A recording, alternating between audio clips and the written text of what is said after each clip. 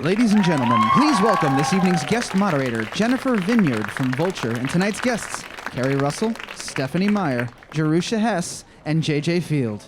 So you saw the trailer. I'm assuming that some of you here may have read Austenland, the book. And I was wondering if we could get a show of hands so I know how familiar you guys are or not with that. No hands. One hand. Two hands. Okay. So the first thing you need to know is that this is from a book by Shannon Hale, who actually is a friend of Stephenie Meyer. So she's going to explain a little bit how that came to be, but you probably got a sense of the plot from this a little bit.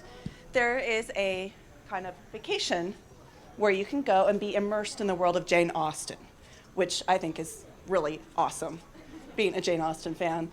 So you dress like them, you saw that, you have to dress in Regency era garb, talk in that particular way, have that proper etiquette, and maybe get a little romance on the side. So a lot of romance for some people, a lot. So Stephenie, I was wondering if you could tell us a little bit about how you bonded with Shannon and what you saw in the book prior to it even becoming an idea for a movie. Well, I was friends with Shannon before that. She wrote to me after my first book was published and said, hey, I'm Mormon, I write books, I'm a mom, I'm a girl, we have so much in common. And we did. We hit it right off, and years later, she gave me Austenland. It was her first adult novel that she'd written, and she wanted some feedback. And my feedback was, it's really awesome, and I just would love to see it as a movie. It would be so great. And we kind of kidded around about 10 years, getting a camcorder and doing it ourselves. Yeah, we were really practical. And then Jerusha Hess wanted to do one of her books too, and that's kind of where I'll let Jerusha tell the rest because she was there. Yeah, I met Shannon, and I was interested in a different novel of hers, and she gave me Austenland, and I read it in a night, and I thought it was so fun and silly and light and the perfect vehicle for my first film.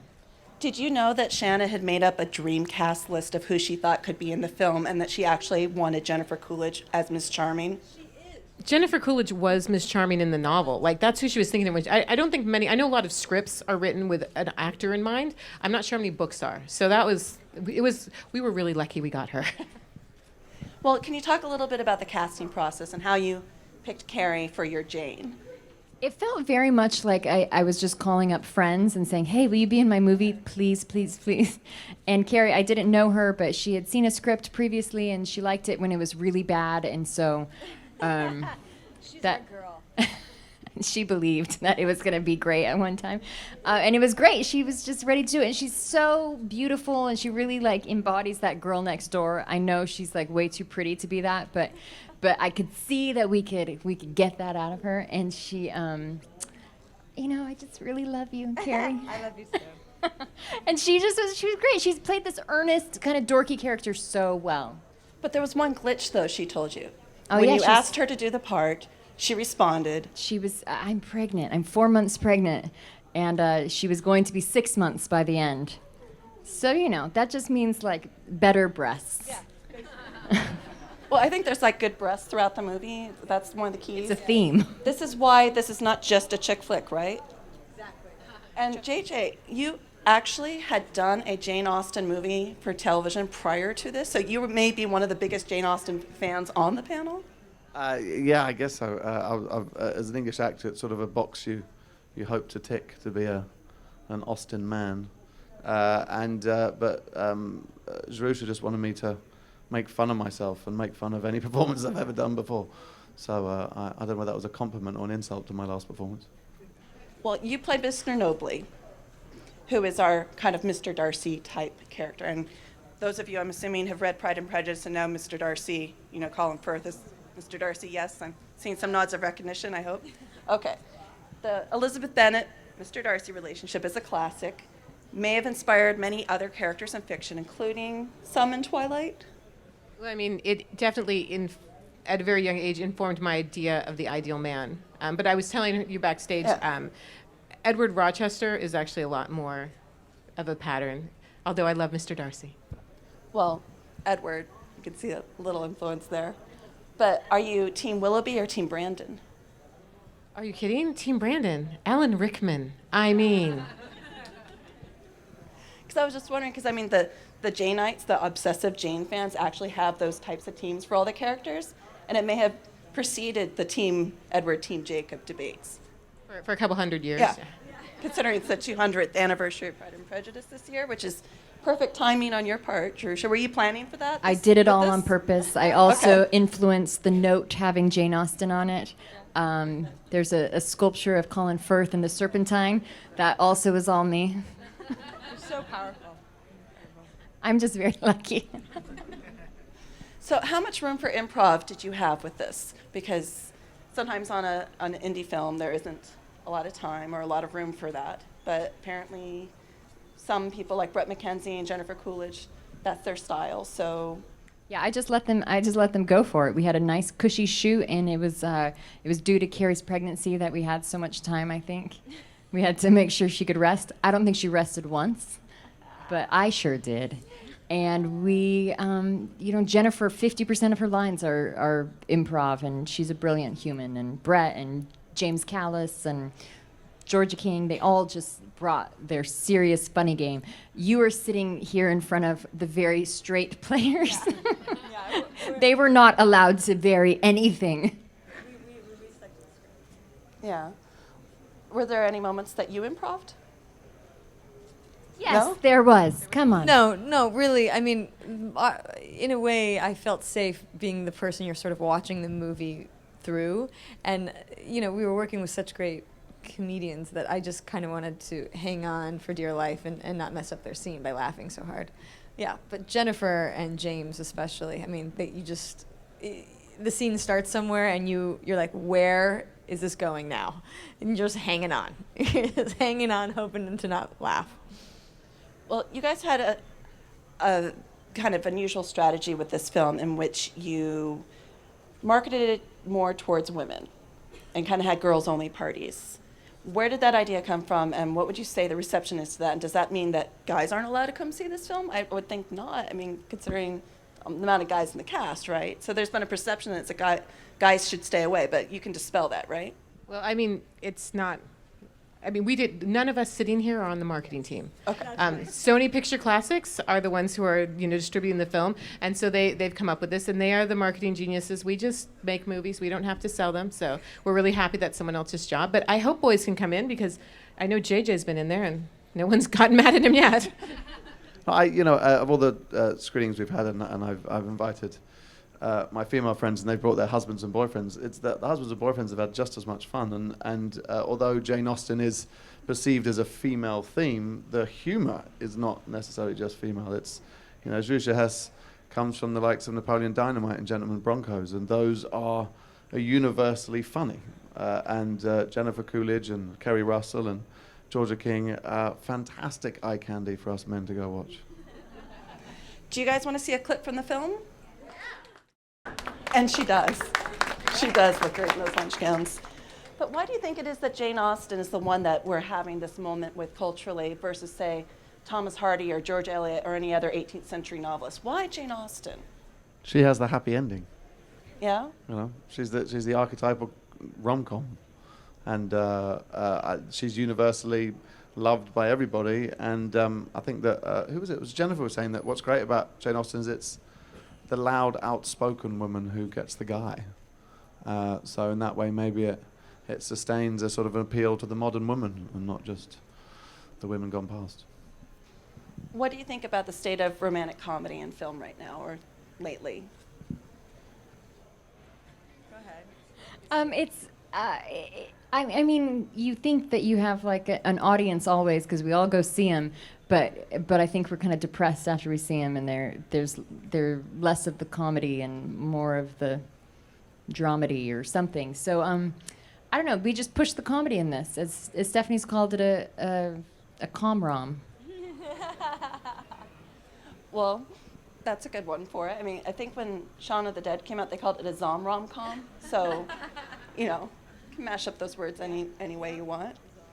Now, there's a sequel to the book Austenland, Midnight in Austenland, which I'm sure you're familiar with. You're nodding yes. No? Yes? Oh, no, I'm familiar. Okay. It's dedicated to Stephenie and myself. No. I have to read it when they do that. It's an adult version. It's midnight at Austenland. It's you go to Austenland. It's like a horror camp. No. It's spooky. No, is it? it's a murder mystery kind of feel to it. This first one was patterned after Pride and Prejudice, and the second one is Northanger Abbey, where the girl's imagination gets a little bit ahead of herself. It's actually my favorite of the two. It's really, really fun. You should read it. It's really good. Does that mean if this film does well, that could be the sequel? Yeah, if this film does really well. So if everyone goes to see this movie, then we could do that. Otherwise, I don't know that would happen. Well, there are two characters that would continue from that one to this: Colonel Andrews and Miss Charming. And Mrs. Wattlesbrook. Oh, and Never forget Jane Seymour. of course not. Sorry about that. So we've been fired, Keri. You found happiness, so you don't get to be in the stories anymore. Or maybe you can make a cameo. Well, Colonel Andrews was one of the characters that it's very quick in the movie in a way, but there's some reference to him not being one of the usual characters in this kind of story. And you got a little bit of flack earlier about the story being so heteronormative that I thought that maybe you'd want to help clarify that there is a gay character in the story. Yeah, he was having fun upstairs in the servants' quarters the entire time. It's a subtle reference, but if you watch it, you'll get it, knowing that. I don't know if I would call it like hugely subtle. I mean, James isn't super subtle about it, right? I don't think there's anything subtle about it. Yeah. Do we want to see another clip? Target practice? Is that the next one? Okay.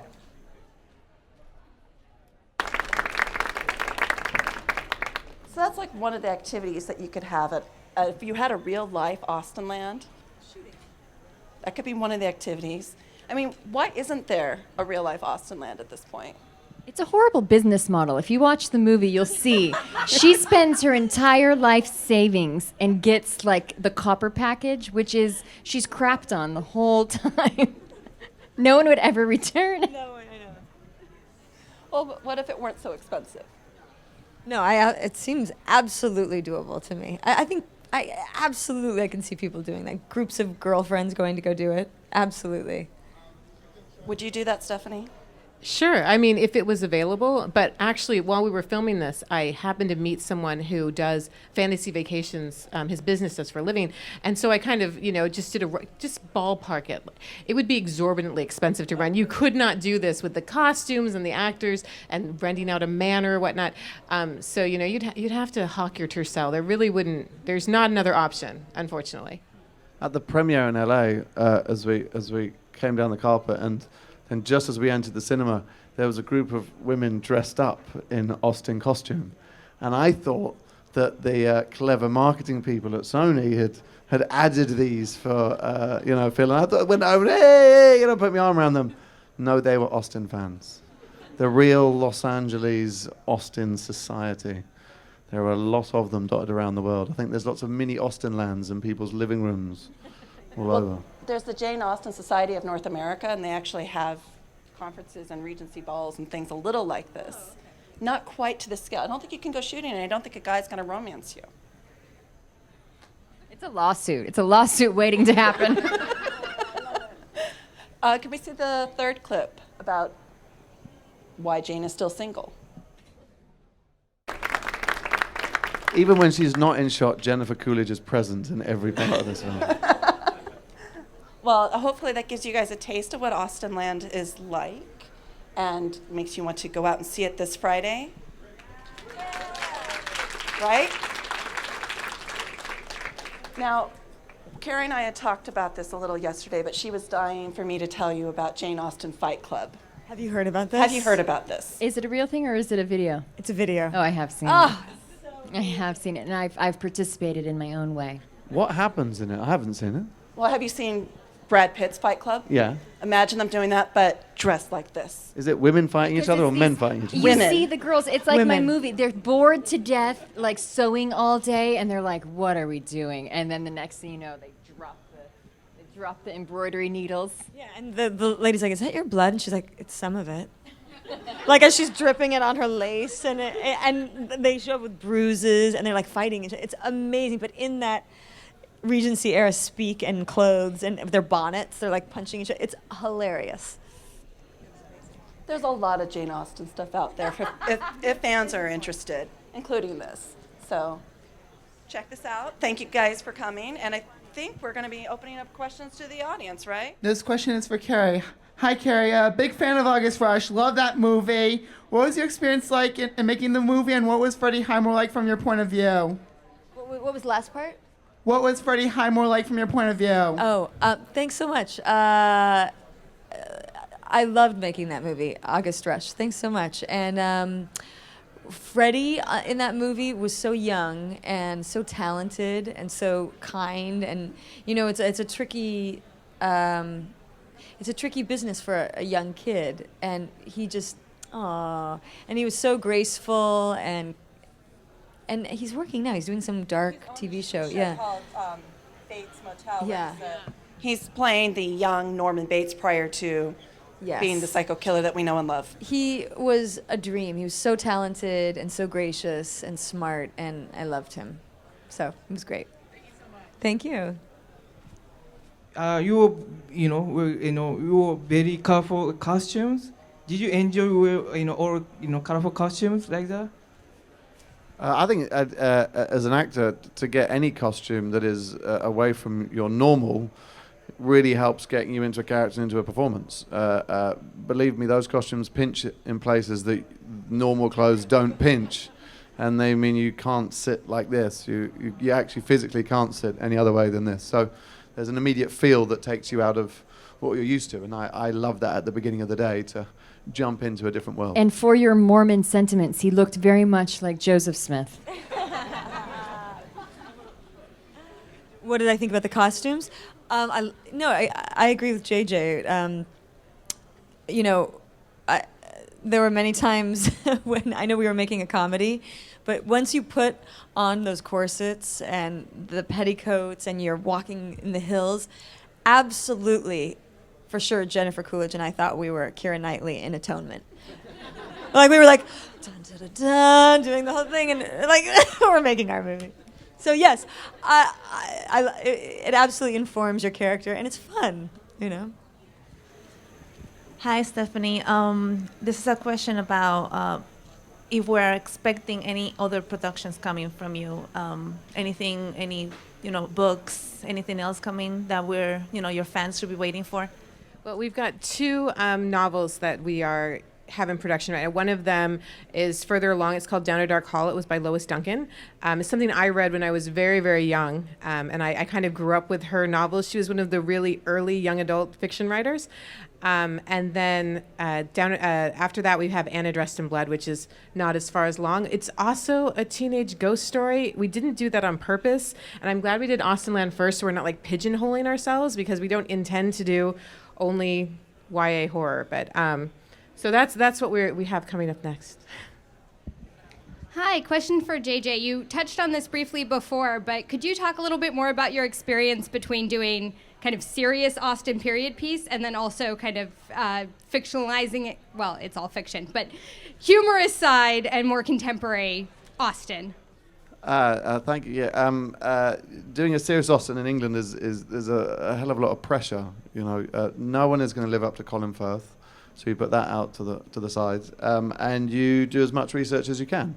3 years of drama school, we had all of those classes, those etiquette classes. I think we got a post-it note with a couple of ones for Austenland. I don't know how you lasted 3 years. And then when you come to Austenland, you're asked to throw the whole lot out the window, and approaching it as a comedy. I was a straight guy in it, so I think I've got one improvised line in the whole film, which is to Bret McKenzie at the end when he's an actor, the character's an actor, and I have a little dig at him for not getting a job in The Hobbit, and it's the greatest compliment I could have ever had that Jerusha left that in the film. So that was my one comic moment. But basically, you just stand around the great improvisers, as has been said, of Jennifer Coolidge and James Callis and Georgia King, and try really hard not to laugh. My job is to stay straight, and I have scars on the inside of my mouth from biting my cheek trying to do so. Hi, this question is for Jerusha. I was an English major and children's literature major, so I know Shannon Hale's books really well. I think you should do Princess Academy as your next movie. Well, I want you to know I approached her about Princess Academy first, and she said no. And then she gave me Austenland, but she's changed her mind. And so if I can make like the goats in that story funny, I'm gonna do it. Oh, good. And I want to tell Keri that I love you ever since MMC, so I've been a fan of yours. Thank you very much. Thanks a lot. Hi. In the movie, Jane says that the best men are fictional men. Who were your fictional crushes, as JJ as well? Oh God! Someone asked me that yesterday, and I accidentally said, well, I said, you know, when I was young, it was Princess Leia, and they said why, and I said because of those amazing buns. And one of my representatives sent me an email of my quote from the premiere last night was, "I've been looking for Leia's buns ever since." So I guess as a kid it was Princess Leia, because she's quite Jane. She's very Austen-esque. She's a very outspoken woman, you know, who doesn't take any shit from men. Absolutely. I mean, all of the Austen guys, obviously. I mean, there's a lot of really obvious ones, and so I'll go with one that is not. I was a huge Anne McCaffrey fan, so Flar. Those of you who have read Dragonflight will know why I'm saying his name. He's awesome. I'm a real sucker for Patrick Swayze and Dirty Dancing. I'm not gonna lie. I'm also a real sucker for Val Kilmer and anything he does. I loved him as Mad Mardigan. No literature there, guys. Every time you say Patrick Swayze, I love it. Every time. It's the best. I don't have a good answer. A literary, so I'm going to say my answer from yesterday too, which is any like sort of cowboy, like more Sam Elliott type character I would choose. Hi, I was wondering, when working on the film, how you kind of balance embracing the Austen fans while also poking fun at them, because you can't make a movie that's all Mansfield Park jokes, but you also don't want it to all be wet shirt Darcy jokes. Yeah, we definitely were careful because, you know, our target market are the Janeites. We wanted to make sure they loved this movie, and at least that they would go once and then talk about it behind our backs. But it was a line that we had to toe the whole time. And so it's a movie for the crazy fans, and it's a movie for the people who think those fans are funny. And we learned how to do it right, and then we stripped it away and did it wrong. And but there's still, you know, bosoms heaving left and right. So I think. I mean, I feel like we picked that fandom because that's what the story was. But honestly, this movie could be about any group of like really overexcited fans. Anybody who dresses up for Comic-Con has some place that they would go and do this. Yes. And you could make the movie about them too. And so this is just the one that was in the novel that spoke to us, but it's more about the joke of fandom than the joke of Janeites. It's just fandom in general. Stephenie knows a lot about that. As storytellers and artists, I'm sure, you know, all your projects, there's something that you can relate to or connect to before, you know, you choose and everything. So what qualities do you look for in the projects that you take on? Why are you looking at me? I'm attracted by doing something different to what I did last time. I know that I've done Austen, and this is another Austen, but this is a completely different look at Austen. I think that for me as an actor, the oldest form of art and education is storytelling. So I ultimately look at the story underneath it and how the character, which I've been asked to do, is involved in that story. So I try to find a story that moves me, ultimately. I am drawn to things that make me feel. You know, if it's a clever story and I'm like, oh, that's smart and that's fun, I'm not as drawn to it as if it makes me feel something. And if it's a world that I want to go spend time in, I mean, I do not have my bedroom decorated to celebrate Jane Austen, but if there was an Austenland, I would go there. Like, you know, Jane is a little bit of me. I'm not as lonely. I found my non-Darcy that I live with, and he's fantastic. But you know, that fangirl is definitely inside of me, and so when I read it, I recognized that. It made me feel like this is a world I want to see. You know, my husband and I have made a lot of weird movies, and we ping pong from really really personal films, Napoleon Dynamite was just autobiographical, to really concept films like Nacho Libre, which was just, a big world that we didn't know about. Then we went back to Gentlemen Broncos, very personal, family stories, and now to this big concept movie. And so I think the next thing will be, a tale about, raising dorky kids, or I don't know what it's going to be, but we just switch back and forth. And I think the through line between all our films is that we like an awkward character who wins in the end. I would say, similar to what Stephenie said, I just want to, when I read it, I want it to read like a good book. I want to feel something.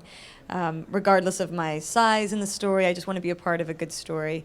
But, also once you start having kids and families, your priorities change, and it's like, well, can that fit into the few months that the kid's not in school, or that, so can we go to that location? Is that going to be okay for the whole family? So my decisions get a little bit more complicated now, but it's usually, and this just seemed fun, and I was intrigued by Jerusha's take on a story like this, and but it's different every time. I don't have any set way to do it exactly. Great question. Oh, I think that wraps it up. That's all we have the time for. I'm sure there's more questions we would love to ask them. I have more questions I'd love to ask based on what you just said, but we're out of time. Thank you guys for coming and seeing a little bit of Austenland.